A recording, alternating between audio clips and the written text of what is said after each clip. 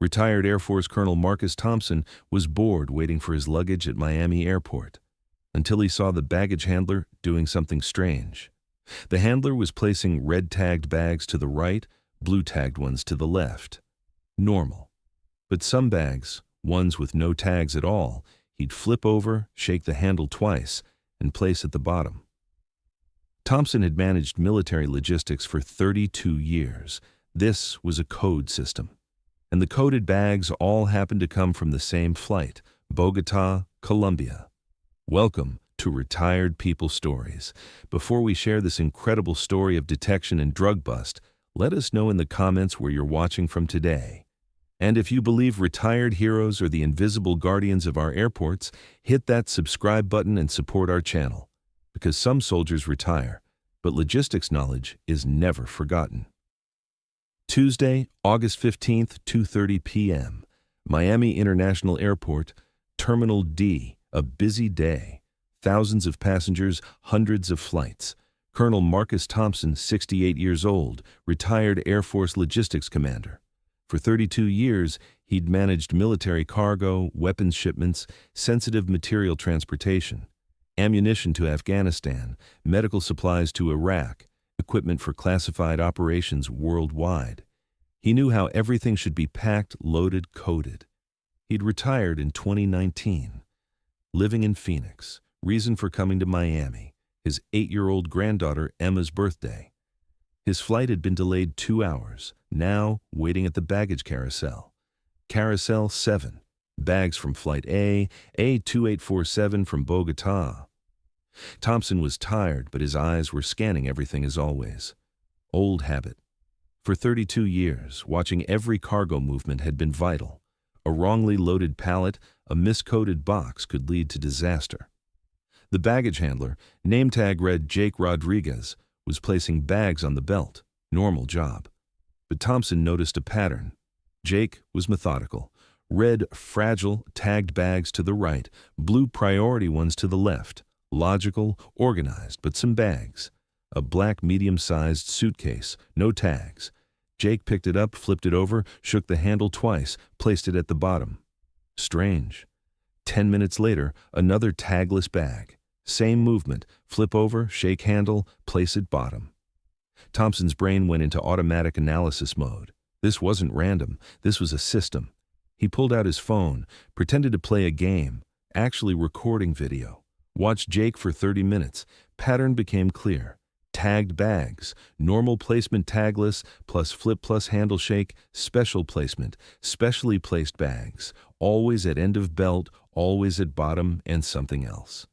Thompson looked at the flight information screen.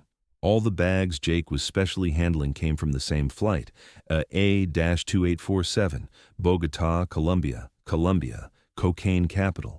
Thompson's military brain was making connections. Coded baggage system, South American flight, special placement, drug trafficking.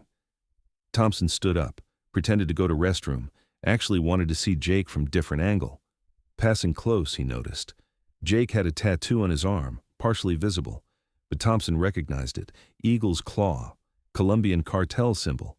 Evidence wasn't enough, but suspicion was strong. Thompson went to security office, airport police. "I want to report something."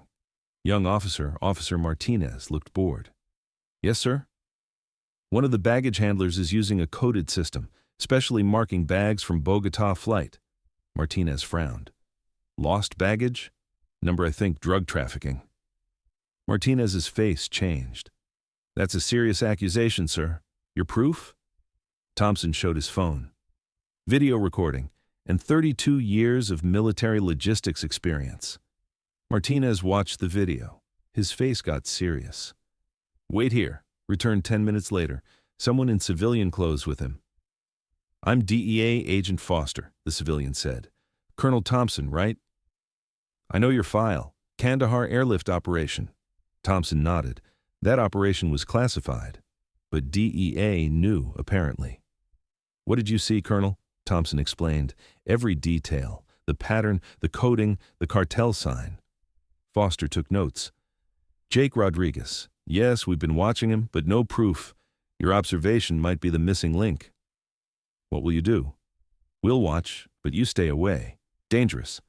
Thompson nodded, but didn't stay away. Returned to baggage area. Jake still working. His shift had 4 more hours. Thompson sat on different bench. Pretended to read newspaper, but watching.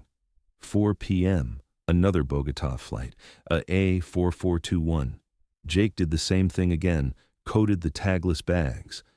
But this time, Thompson noticed something else. After coding, Jake looked at his phone, sending a text, and 5 minutes later, another handler came, someone named Tom, gave Jake normal greeting, but then took one of the coded bags. This is on wrong belt, needs to go to Terminal A, and took the bag, left. Terminal A, domestic flights, no security check for baggage. Perfect system. Drug bags from Bogota sent domestically to another city. Security check bypassed. Thompson stood up, followed Tom. Tom went to Terminal A, put bag on another belt, Denver flight. Thompson pulled out phone, called DEA, asked for Foster. Agent Foster, this is how the system works. Transfer from international to domestic, no security. Where?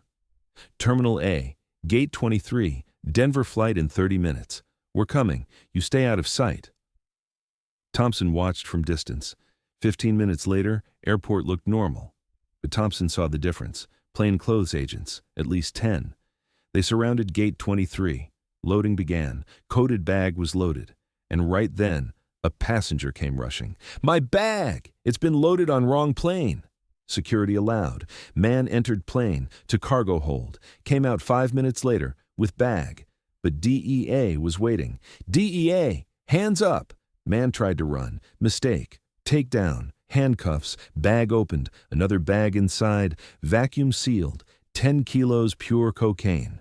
Domino effect began. Jake arrested. Tom arrested. In interrogation, Jake talked. Pressure, evidence, game over. Been doing it 3 years. 100 kilos a month. Cartel uses us. How? Loaded in Bogota. Special bags. We code them. Tom transfers. Buyer picks up from domestic flight. How many people? 15 in 3 airports. Operation expanded. Miami, Atlanta, Houston. 15 arrested. 2 tons cocaine seized. Thompson was on national news. Retired Colonel bust drug ring at airport, but Thompson didn't give interviews. As usual, DEA director called Thompson. Colonel Thompson, we owe you. How did you notice? 32 years military logistics, sir. Everything has a loading pattern. Movement outside normal pattern is anomaly. Anomaly is danger. Just from pattern and behavior. Jake was feeling the bags, checking weight. Normal handler doesn't do that because they don't care. Jake cared because he knew what was inside. Incredible attention. Not attention, experience. In Kandahar, 1 wrong loading cost 15 of our soldiers. I said, never again. DEA gave Thompson Civilian Service Award. Thompson accepted but didn't attend ceremony. I was just waiting for my bag, he said. Cartel learned Thompson's name. Threats came. FBI offered protection. Thompson refused. Protected myself from Taliban for 32 years. Cartel. But Thompson was careful. Now watching more carefully at airports. 3 months later, Phoenix Airport. Saw another anomaly. Janitor. Emptying trash cans in specific order, but skipped Gate 15's trash, then returned, put in special bag. Thompson called DEA again. Another operation. More arrests. This time, Chinese fentanyl cartel. Thompson was now legend. TSA, DEA, FBI. All knew him. They called him the Eagle of the Airports. But for Thompson, it was just observation. Every trip, every airport, every baggage carousel, watching, because he knew. Drug traffickers would find new methods, new codes, new systems, and someone had to watch. That someone was Marcus Thompson, 68 years old, retired, but his eyes were as sharp as a 30-year-old pilot's. In 6 months, Thompson exposed 4 different operations. Cocaine in Miami, fentanyl in Phoenix, meth in Denver, money laundering in Seattle, same method every time. Observation, pattern recognition, anomaly detection. Thompson's granddaughter Emma asked one day, "Grandpa, why do you always find things at airports?" Thompson stroked his granddaughter's head. "Because Emma, for 32 years, I stopped bad things from flying in the sky. Now I stop them on the ground. Are you a superhero? No, sweetie, just a careful grandpa. Emma hugged him. You're my superhero, Grandpa. Thompson smiled. Maybe Emma was right. He didn't have superpowers, but he had super eyes. And those eyes were protecting America every day, every airport, every baggage carousel. Thompson wrote in his journal that night, "Today, 10 kilos of cocaine were caught in Miami, not because of me, because of Jake's greed. But I saw it. 32 years of military logistics taught me. Everything has an order. If order's broken, there's a reason. And usually that reason is bad." Emma called me a superhero today. I'm not. But maybe every retired soldier's a bit of a superhero. Invisible, unnoticed, but protecting. I'm Marcus Thompson, retired colonel, and still on duty. No uniform, no rank, but I have eyes and I see. Every anomaly, every danger, every threat, and I'll keep seeing. Until my last breath. Because love of country doesn't retire. Today, Thompson still travels, still in airports, still watching, and somewhere, a drug smuggler coding baggage thinks twice, because the old man might be watching. And that old man might be a colonel who managed military logistics for 32 years, always alert, always ready, always protecting. The truth is, in every airport across America, there are Marcus Thompsons. Men and women who spent decades moving the world's most sensitive cargo. They don't wear uniforms anymore. They don't have security clearances. They look like any other retiree waiting for their bag. But their training remains. Their instincts stay sharp. Their eyes still catch what shouldn't be there. Thompson proved something that August afternoon at Miami International. He proved that retirement is just paperwork. That vigilance is eternal.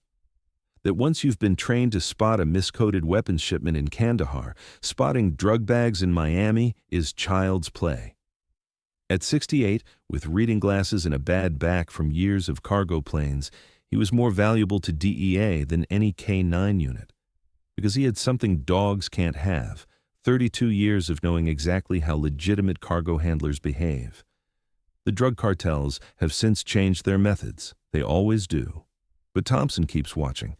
Others have joined him, a network of retired military logistics officers, all watching, all reporting. They call themselves nothing.